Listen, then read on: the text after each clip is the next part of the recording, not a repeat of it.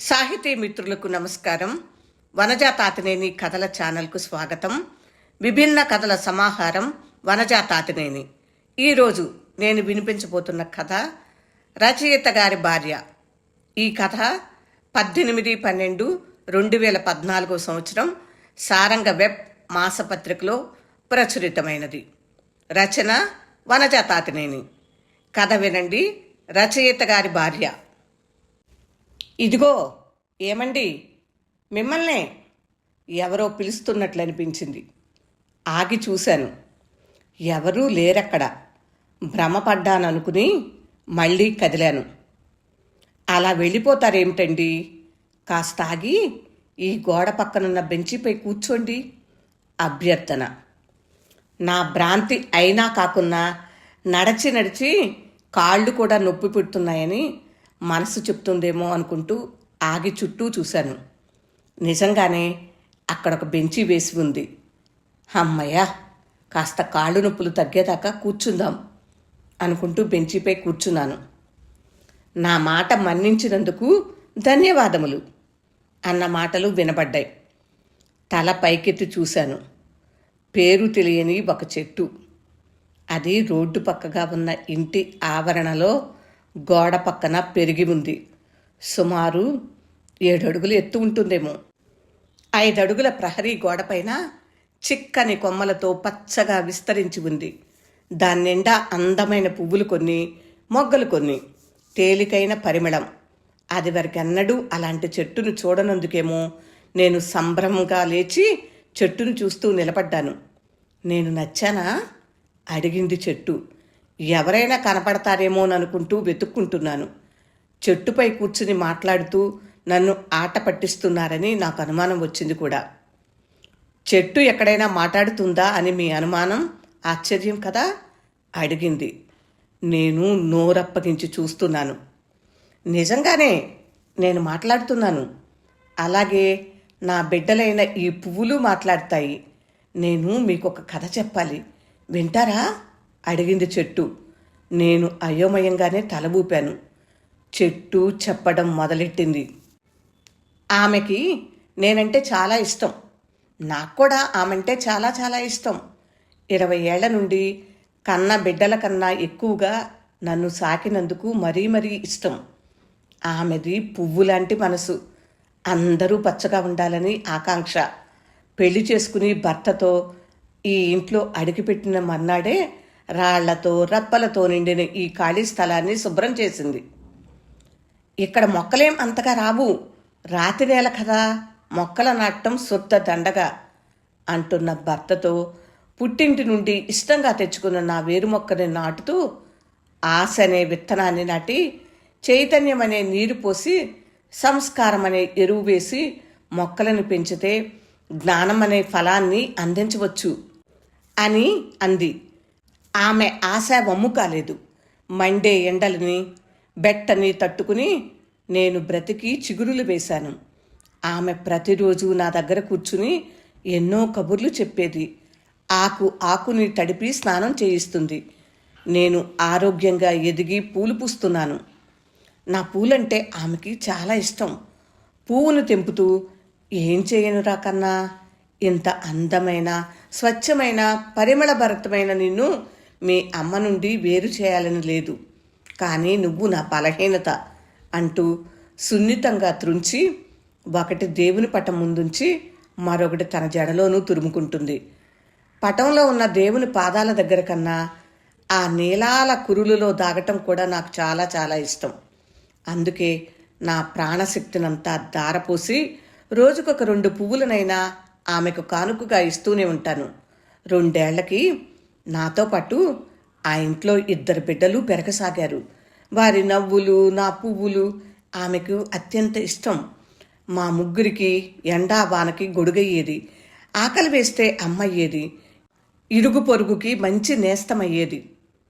పిల్లలిద్దరూ school bag తగిలించుకుని వెళ్ళాక భర్తతో పాటు ఆమె కూడా ఉద్యోగానికి వెళ్ళటం, మళ్ళీ ఇంటికి వచ్చాక బండెడు చాకరీ చేసుకోవటం, అత్తగారి సణుగుడు భనిస్తూనే ఆమెకు సేవలు చేయటం, అప్పుడప్పుడు నా దగ్గరకు వచ్చి కూర్చుని రాసుకోవటం, కన్నీళ్లు తుడుచుకోవటం చేస్తుండటం గమనించి దానికి కారణం ఆమె భర్తన్న సంగతి గ్రహించి కోపం ముంచుకొచ్చింది. కానీ నేనేం చేయగలను? మానులా ఎదిగాను, కానీ ఆమెకు అన్ని వేళలా నీడను ఇవ్వలేను కనుక ఆమె కురుల్లో ముడిచే నా బిడ్డ పువ్వుని ప్రతిరోజు ఆ ఇంట్లో ఏం జరుగుతుందోనన్న ఆసక్తితో ఓ చెవి వేసి ఉంచమన్నాను. ఇక నా బిడ్డ పువ్వు ఆమె మంచి స్నేహితులయ్యారు. వారి అనుబంధం అలా సాగుతూ ఉంది కదా. ఇక ఆమె గురించి పువ్వే చెబుతుంది, వినండి అని పువ్వు వైపు చూసింది. పువ్వు మాట్లాడసాగింది. మాట్లాడటం నిజమా అబద్ధమా అన్న సంగతి ఆలోచించటం మానేసి మిగతా కథ వినటంలో ఆసక్తిగా చూశాను. రోజులో తలదువ్వుకునే సమయంలో తప్ప మిగతా రోజంతటిని ఆమెనే అంటిపెట్టుకుని ఉండే నాకు తల్లి మీద ఉండే ప్రేమ కన్నా ఆమెపైన ప్రేమ ఎక్కువైంది. అది చూసి నవ్వుకునేది అమ్మ. నిజానికి అమ్మ ఒడిని దాటి ఇంకో అమ్మ ఒడిని చేరిందని, అక్కడ కూడా అంతే భద్రంగా ఉంటుందని చెట్టు అమ్మకి తెలుసు. అందుకే వాడిన పువ్వులో పోయే ప్రాణాన్ని మళ్ళీ విచ్చే ప్రతి పువ్వులోనూ నింపుకొని ఆమెను చేరి మురిసేదాన్ని. శృతి మెత్తని మనసున్న తల్లి. అంత మంచి తల్లికి అలాంటి భర్త ఎలా దొరికాడో? అతని మనస్తత్వం అర్థమయ్యాక 5-6 ఏళ్లుగా ఆమె అతనిని ఎలా భరిస్తుందో అనుకునేదాన్ని. విషవాయువులను దిగమింగి స్వచ్ఛమైన గాలిని ఇచ్చే మా అమ్మలాగే ఆమె ఎన్నో గరళాలను మింగి నవ్వుతూ బ్రతుకుతుంటుందనుకునేదాన్ని. ఆమె చేసే ప్రతి పని కళాత్మకంగా ఉంటుంది. ముంగిట వేసే 5 చుక్కల ముగ్గైనా, చిత్రంలో బంధించిన నీటి తళతళంలో కదలాడే చంద్రబింబమైనా సరే, చెట్టు చిత్రమైనా నా చిత్రమైనా అందరూ ముచ్చటగా చూడాల్సిందే. చక్కగా పాడుతుంది, కవిత్వము వ్రాస్తుంది. తనలాంటి మగువల మనశ్శరీరాల బాధలకు అక్షర రూపం ఇస్తుంది. మొదట్లో ఆమె వ్రాసిన ప్రతి అక్షరాన్ని చదివి అభినందించిన అతను ఆమె రచనలు అప్పుడప్పుడు పత్రికల్లో అచ్చవడాన్ని ఏమాత్రం భరించలేకపోతున్నాడు. ఆమె వ్రాసిన ప్రతిదాన్ని బాగోలేదని తెలివిగా నమ్మించి ఏదో కొద్దిగా సరిచేసి అతని పేరుతో పత్రికలకు పంపటం చేశాడు. అవి అచ్చై అతనికి కొంత గుర్తింపు తెచ్చిపెట్టాయి. రచయితగా పేరు సంపాదించడం అతనికి బాగా పొగరునిచ్చింది. మద్యానికి అలవాటు పడ్డ మనిషికి, పేరాశ కోసం ప్రాకులాడే మనిషికి పెద్ద తేడా ఏమీ ఉండదన్నట్లు అందరికీ సున్నితం హృదయం ఉన్న కవిగా, కథకునిగా అతనికి పేరు వచ్చేసింది. కానీ నిజానికి అతను అలా నటిస్తూ ఉంటాడంతే. ఆ పేరు వెనక దాగిన ఆమె బాధామయ గాథలెన్నో. వాటినే ఆమె అక్షరాలుగా వ్రాస్తుందని ఎవరికి తెలుసు? అతను ప్రతిరోజు తనదైన శైలిలో ఆమెను హింసిస్తూనే ఉంటాడు. కానీ ఒకరోజు జరిగిన సంఘటన గుర్తుకు వస్తే మాత్రం నాకు దుఃఖం ముంచుకొస్తుంది. గుర్తు చేసుకుంటూ పువ్వు ఏడుస్తుంది. ఏడుస్తూనే కొనసాగించింది. నటరాజ ప్రేయసి నటనాల ఊర్వశి నటించు నీవని తెలిసి ఆకాశమే వంగె నీ కోసం. ఆకాశమే వంగే నీ కోసం. రేడియోలో వస్తున్న పాటని మనసు పెట్టి వింటున్న ఆమె ఒక్కసారిగా ఉలికిపడింది. అనుకోని రీతిలో పాటని పేరడీ చేస్తున్న తీరుకి వణికిపోయింది. పడుకుని ఉన్నదల్లా కుదుటున లేచి నిలబడింది. ఎలా ఉంది నా పేరడీ పాట? సరిగానే పాడానా? తీక్షణమైన చూపుతో ఆమె ఒళ్ళంతా గుచ్చుతున్నట్టు చూస్తూ అడిగాడు. ఆమె మౌనంగా అరమర తెరిచి అతనికి లుంగీ టవలు అందించి స్నానాల గది వైపు నడిచింది. కాగిన నీళ్లుని బకెట్లోకి పోసి బయటకొస్తూ అనుకుంది. అతనిలో మళ్ళీ ఇంకో అనుమాన బీజం మొలకెత్తింది. అది మొక్కై పెరిగి వటవృక్షంలా వేళ్ళూనుకోవటానికి ఎంతో కాలం పట్టదు. నలుగురి ముందు మాటల్లో స్వర్గం చూపిస్తూ, గది గోడల మధ్య చేతలలో నరకం చూపిస్తుంటే మొదటిది అనుభవించటం మరీ నరకం అని. ఇప్పుడు అతను ఆమె చిన్ననాటి స్నేహితుడు ఆకాష్తో ఉన్న పరిచయాన్ని అనుమానిస్తున్నాడు. వారిద్దరూ బాల్య స్నేహితులు. ఇటీవలే ఎక్కడో కలిశారు. ఇద్దరూ పుస్తకాల పురుగులే. అప్పుడప్పుడు మాటలతో కన్నా రంగులతోనూ కుంచెతోనూ భావాలు కలబోసుకుంటారు. అతనికి అది ఏమాత్రం ఇష్టం లేదు. 100 మైళ్ళ దూరంలో ఉన్న అతనితో అక్రమ సంబంధం ఎలా పెట్టుకుంటుందో అన్న ఆలోచనైనా లేని మూర్ఖత్వంతో ఆమెను అసహ్యంగా తిడుతూ, కొడుతూ, తాగుతూ, సిగరెట్తో శరీరాన్ని కాల్చుతూ రాత్రంతా నరకం చూపించాడు. ఆమె తన కష్టాన్ని పెదవి దాటి బయటికి రానియదు. తనలోనే కుమిలిపోయేది. ఆమెను ఒంటరిగా ఎక్కడికి వెళ్ళనీయుడు. పదుగురులో మాట్లాడనివ్వడు. ఎవరితో మాట్లాడినా వాళ్లతో నీకేం పని అని సతాయిస్తూ ఉంటాడు. అనుమానంతో ఆమెను చంపుకు తింటాడు. చేసిన ప్రతి పనికి వంకలు వెతికి చేయి చేసుకుంటాడు. పిల్లలని ఆమెకు చేరువ కానీయుడు. నీ పెంపకంలో వాళ్ళు చెడిపోతారంటూ వారిని దూరం చేసి తల్లిపై ప్రేమ లేకుండా చేయాలనే ప్రయత్నం చేస్తూ ఉంటాడు.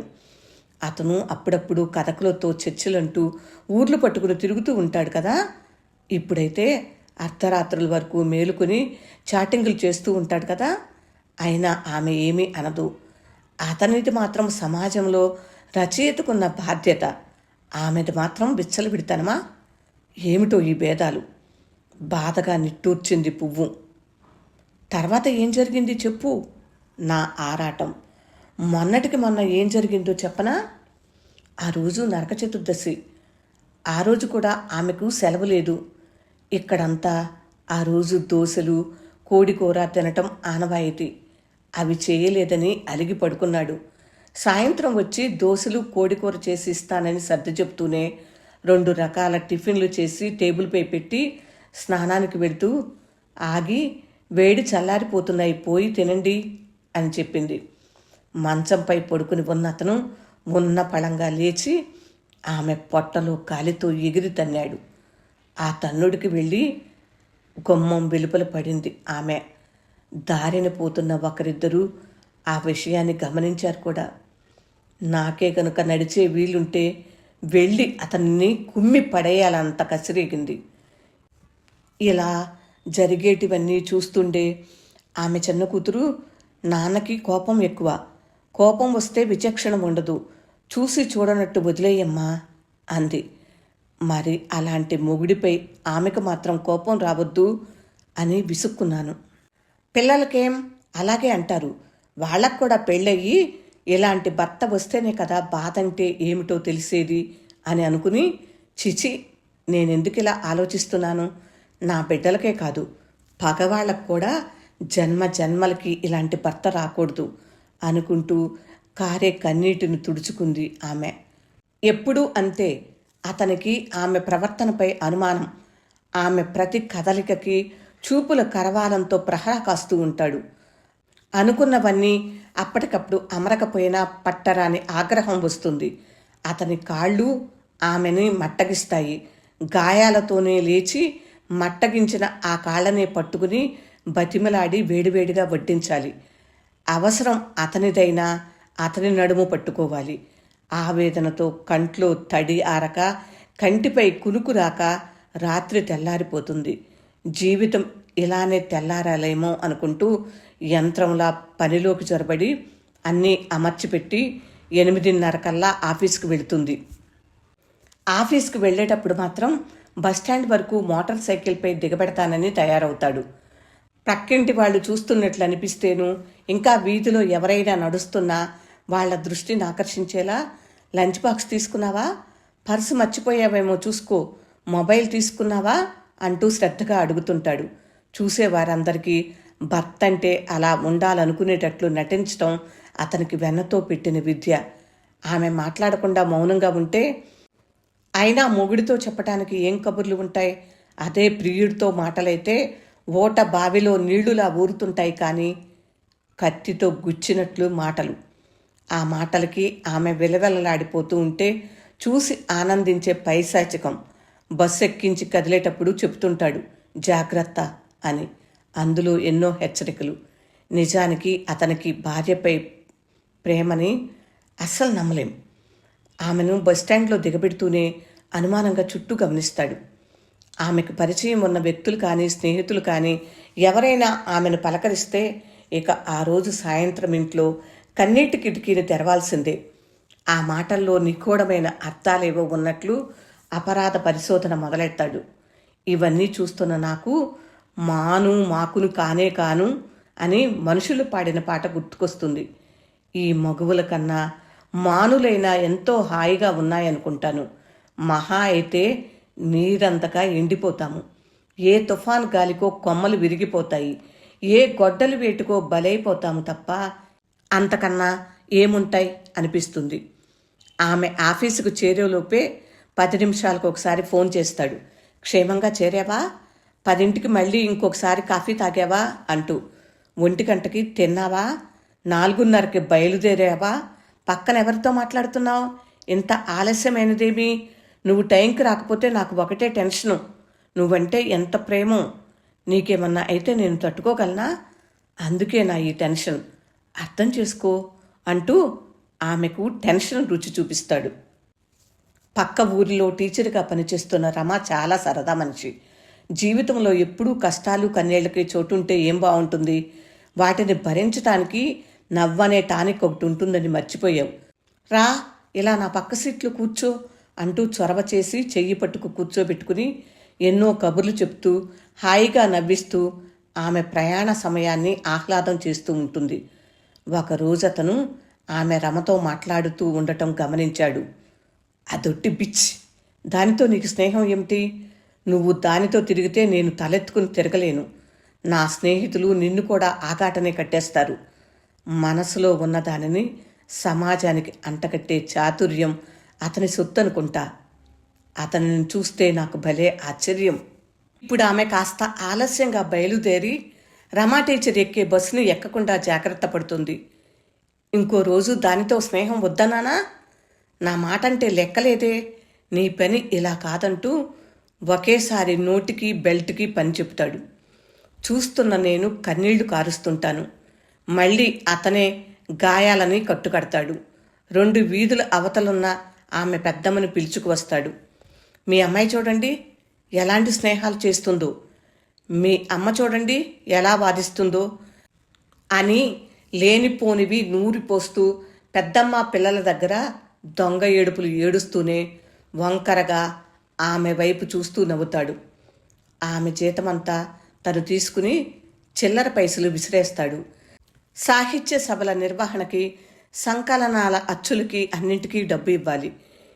ఇటీవలే కొత్తగా కట్టిన ఇంటి కోసం అయిన అప్పులు, పిల్లల చదువులకయ్యే ఖర్చులు ఇవన్నీ అతనికి పట్టవు. ప్రభుత్వ ఉద్యోగమైనా అతను ఎందుకో సెలవు పెట్టి ఇంట్లో కూర్చుండటం వల్ల ఇల్లు నిత్య రణరంగంగా మారిపోయింది. ఎప్పుడూ లేనిది ఆమె నన్ను కూడా పట్టించుకోవటం మానేస్తుంది. ఆమె పనిచేసే ఆఫీస్ పల్లెలో ఉంటుంది. ఆమె ఇంకో 2 స్టాఫ్. ఆమెకు సెలవు కావాలంటే 2 రోజుల ముందు హెడ్ ఆఫీస్ వారికి చెప్పి అనుమతి పొందాలి. కొత్త ప్రభుత్వాల హామీలతో పెన్షన్దారుల వివరాలు కంప్యూటర్లో పొందుపరిచే పనిలో 4 రోజుల నుండి ఆమెకు ఒకటే పని ఒత్తిడి. మొన్న ఆఫీస్లో వర్క్లోడ్ ఉండి రాత్రి 8:30 వరకు పనిచేయాల్సి వచ్చింది. సాయంత్రం నుండి అతను ఒకటే ఫోన్లు. రాత్రి తినటానికి నువ్వు వచ్చి వంట చేస్తే కానీ కుదరదని ఆజ్ఞలు. నిన్న అంతే. పగలల్లా ఆఫీస్లో పనిచేసి ఆమె ఇంటికి వచ్చి ఇంట్లో పనిచేసి నడుం వాలుద్దామనుకుంటే చెప్పా పెట్టకుండా 4 స్నేహితులను వెంట పెట్టుకుని నాన్ వెజ్ తీసుకొచ్చి బిర్యానీ చేయమని పురమాయింపు.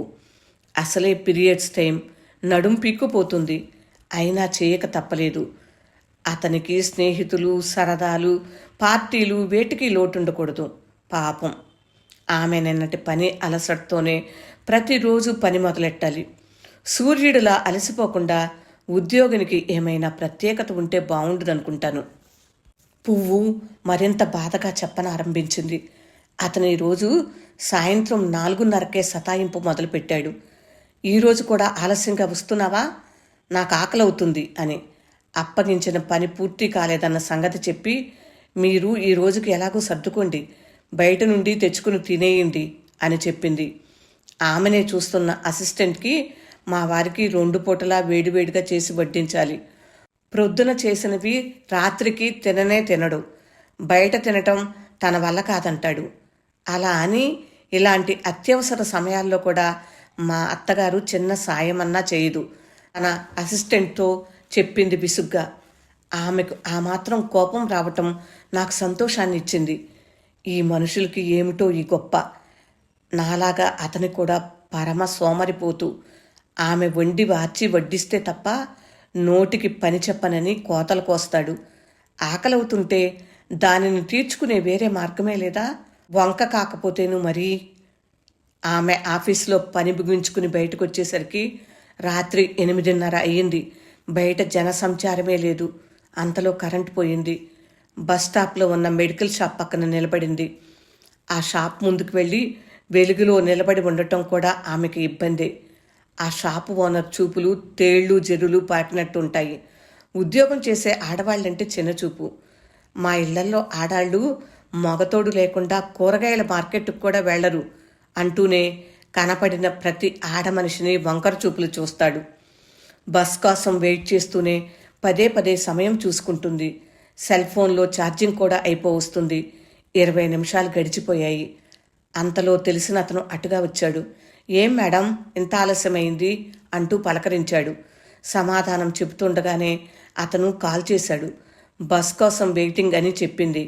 మళ్ళీ బస్ వస్తున్నప్పుడు కాల్ చేస్తే బస్ వస్తుందండి అని చెప్పి కట్ చేసి క్రింద పెట్టి ఉంచిన సంచిని తీసుకోవటానికి వంగింది.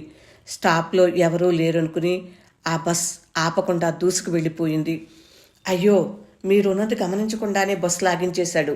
ఇక ఇప్పుడేమీ బస్సులు కూడా రావు మేడం, నేను డ్రాప్ చేస్తాను రండి అని బండి వైపు దారి తీశాడు పరిచయస్తుడు. ఇంటి దాకా వచ్చి దిగబెట్టిన అవసరం లేదు, వెళ్తున్న ఆ బస్ని అందిస్తే చాలని ఒకంత భయపడుతూనే అతని బండికి కూర్చుంది. అతను బైక్ను ఎంత స్పీడ్గా నడిపినా ఆ బస్ మధ్యలో ఎక్కడా ఆపకుండానే సిటీలోకి ప్రవేశించింది. ఇక ఇక్కడి దాకా వచ్చేసాం కదా మేడం, ఇల్లు దగ్గరే కదా, ఇంటి దగ్గర దింపుతాను పదండి అని ఇంటి దగ్గర డ్రాప్ చేశాడు. ఆమె ఇంటికి వెళ్లేలోపే ఆమె బస్ స్టాప్లో ఎవరెవరితో మాట్లాడిందో, ఎవరి బండెక్కి వచ్చిందోనన్న సమాచారం అంతా మెడికల్ షాప్ అతనికి కాల్ చేసి తెలుసుకున్న అతను వీధి గేటు దగ్గరే నిలబడి సెగలగక్కుతూ ఉన్నాడు. ఇంటి దాకా వచ్చిన పరిచయస్తుడిని మర్యాద కోసం టీ త్రాగిపోదు గాని రమ్మని లోపలికి పిలిచింది. అతను వచ్చి కూర్చున్నాడు. ఫ్రిడ్జ్లో పాలు కూడా లేవు. బయటికి వెళ్ళి తెమ్మని అడిగితే ఏం బిరుచుకు పడతాడోననుకుని గ్రీన్ టీ చేసి ఇచ్చింది. అతను వెళ్ళగానే ఆమె అమ్మమ్మని 7 తరాల ముందు వాళ్ళను కూడా వదలకుండా తిట్టడం ఆరంభించాడు. ఆమె అవన్నీ మౌనంగానే వింటూ స్నానానికి వెళ్ళింది. ఈలోపు బయటకు పోయి బిర్యానీ పొట్లం పట్టుకొచ్చి తింటూ కూర్చున్నాడు. ముద్దకి ఆమెను అసహ్యంగా తిడుతూ తింటే కానీ అతనికి ఆకలి తీరలేదు. చేయి కడుక్కుని వచ్చాక, ఏమండి ఎందుకంత కోపంగా ఉన్నారు, ఏమిటి విషయం, ఏమైనా ఉంటే శాంతంగా మాట్లాడుకుందాం రండి అంది పిచ్చి తల్లి. గది తలుపులు మూసేసి, ఏం మాట్లాడతావే నువ్వు, నేను ఫోన్ చేసినప్పుడు ఎందుకు తీయలేదు నువ్వు, ఆ 20 నిమిషాల టైంలో ఎవరితో పడుకున్నావు చెప్పు, ఆ విలేకరు గాడితోనేనా అంటూ బెల్ట్ తీసి 100 దెబ్బలకి తక్కువ కాకుండా కొట్టాడు. వెనక్కు తోసి పదే పదే కడుపులో కుమ్మాడు. బెల్ట్ బకిల్ తీసుకుని నుదురుపై గుచ్చాడు. తలని మంచం కోడికి వేసి బాదాడు. కురుల్లో చిక్కుకుని ఉన్న నేను చిక్కని రక్తంతో తడిచి ఎర్రబడిపోయాను. దెబ్బల శబ్దానికి పక్క గదిలో ఉన్న చిన్నమ్మాయి అత్తగారు వచ్చారు. అమ్మాయి వాళ్ళ నాన్నని బయటకు తోసి ఆమెను మంచంపై కూర్చోబెట్టి రక్తం తుడుస్తుంటే కొడుకుని మందలించడం కూడా చేయని అత్తగారు గదంతా చిక్కగా చిమ్మిన రక్తపు మరకలని శుభ్రం చేయటం మొదలెట్టింది. ఇలా కొట్టడం ఇది మొదటిసారి కాదు, ఆఖరిసారి అవదని కూడా ఆమెకు తెలుసు. తలకి తగిలిన గాయానికి కట్టుకొడుతూ రక్తంతో తడిచిన నన్ను తీసి కిటికీ బయటికి విసిరేసింది ఆ పిల్ల. నేను వచ్చి చెట్టు అమ్మ ఒడిని చేరాను. చూసావా అమ్మా, మనకన్నా సుకుమారమైన మనసున్న ఆమె బాధలు ఎలా ఉన్నాయో అని ఏడ్చాను. ఊరుకో తల్లి, ఈ లోకంలో చాలామంది మగవుల స్థితి ఇలాగే ఉంటుంది. లెక్కలేనటువంటి పువ్వులని నలిపేసినట్లే ఆడవాళ్ల జీవితాలను నలిపేయటం ఈ మనుష్య లోకంలో సర్వసాధారణం అని తల్లి ఓదార్చింది. ఆమె కూతురు ఆమె పక్కనే పడుకుని ఓదార్చుతూనే ఉంది.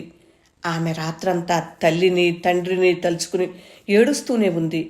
ఆమెను చూస్తున్న నేను, మా అమ్మ కూడా ఏడుస్తూనే ఉన్నాము. ఉదయాన్నే తలకి కట్టిన కట్టు కనపడకుండా దానిపై మఫ్లర్ చుట్టుకుని బయటకు వచ్చింది. రాత్రి అన్ని దెబ్బలు తిన్నా ఈరోజు డ్యూటీకి హాజరవక తప్పటం లేదు. రోజులాగా నా దగ్గరకు వచ్చి నన్ను తుంచనూ లేదు, కురుల ముడవనూ లేదు. ఆమెను బస్టాండ్ దగ్గర దించటానికి అతను బైక్ తీసి నుంచున్నాడు. ఆమె నా వైపుకు రాకుండా అటువైపుకు వెళ్ళటం గమనించి, పువ్వు పెట్టుకోవటం మర్చిపోయావు అని గుర్తు చేశాడు. ఆమె వద్దులేండి అంది. చెప్పొద్దు, నాకు చాలా దిగులేసింది. బాధలో ఉన్న ఆమెకి నేను సమీపంగా లేనందుకు, ఇంకా ఎంతో ఇష్టమైన నాపైన కూడా ఆమెకి విరక్తి కలిగినందుకు అతను వడివడిగా నా సమీపానికి వచ్చి నన్ను త్రుంచాడు. మొదటిసారిగా అతని స్పర్శ చవి చూశాను. అబ్బా, ఎంత మొరటుతనం అనుకున్నాను. ఆమెకి నన్నివ్వగానే మౌనంగా అందుకుని ఓ మారు నా వాసనను ఆగ్రానించి చిన్నగా పెదవులతో ముద్దాడింది. బాధ నిండిన ఆమె మొహంలో చిన్న నవ్వు విరబూసింది. మెల్లగా తలలో తురుముకుంది. ఆ మాత్రం సామీప్యతకే నేను మురిసిపోయాను. ఆఫీసుకు చేరుకుని కుర్చీలో కూర్చుని రాత్రి జరిగిన దానిని గుర్తు చేసుకుని వెక్కిళ్లు పెట్టి ఏడ్చింది. ఓదార్చడానికి ఎవరూ లేని ఆ ఆఫీస్ గదిలో ఆమె రోదన అరణ్య రోదనే అయ్యింది. భుజంపై తట్టి స్పర్శతో నేనున్నాను అనే భరోసా కలిగించడానికి నేనొక మనిషిని కాలేనందుకు మొదటిసారిగా దేవుణ్ణి తిట్టుకున్నాను. ఆమె బాధల్లో సహానుభూతి చెందటం తప్ప నాకేం చేతనవును? అయినా ఏదో చేయాలనే ఆవేశం, ఆక్రోశం, అతన్ని శిక్షించి తీరాలనే కోపం ముప్పేటలా నన్ను చుట్టేశాయి. అయినా కురులు దాటి బయటకు రాని స్థితిలో ఉన్నాను కదా. మధ్యాహ్నం దాకా పని చేసుకుంటూనే ఏడుస్తూనే ఉంది. తర్వాత ఏదో నిర్ణయం తీసుకున్న దానిలా కళ్ళు తుడుచుకుని పైకి లేచింది. బ్యాగ్ తగిలించుకుని రోడ్డుపైకి వచ్చి నిలబడింది. మెడికల్ షాప్ అతను మిట్ట మధ్యాహ్నం తలకి మఫ్లర్ చుట్టుకున్న ఆమె వంక విచిత్రంగా చూస్తున్నాడు. ఆమె మఫ్లర్ను తీసి నడి రోడ్డుపై విసిరి పడేసింది. ఎప్పుడో ఒకసారి వచ్చే బస్ కోసం ఎదురు చూడకుండా ఆటోని పిలిచింది. ఎక్కి కూర్చుని పోలీస్ స్టేషన్కి పోనీ అంది. నాకు భలే ఆశ్చర్యంగా ఉంది. ఆటో దిగి సరాసరి ఎస్ఐ ముందు నిలబడింది.